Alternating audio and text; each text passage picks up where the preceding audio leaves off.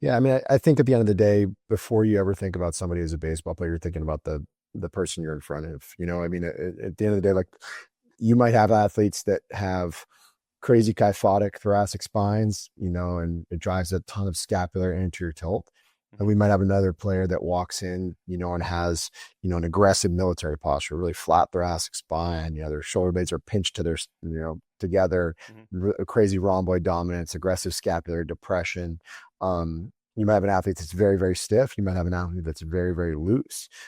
So I think at the end of the day, what's really served us well is always just focusing on the person in front of us. Before you ever get to sports specific mans, you got to be, emotionally separated from what a baseball player should do. And instead you got to think about what should this person in front of me do to put them in the best position possible to actually go and even attempt to throw a baseball.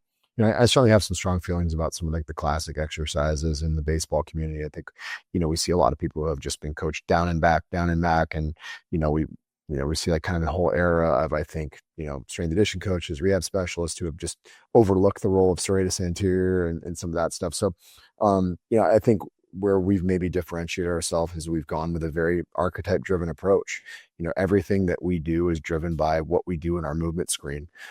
So we're not going to take a kid who's a, ultra stiff, wide infrasternal angle, kind of evaluation and tell them to go just, throw like Aroldis Chapman or throw like Jacob deGrom. Like that's not going to be a good fit for them because that athlete just doesn't have that kind of rotational capacity, doesn't have Hmm. that kind of laxity.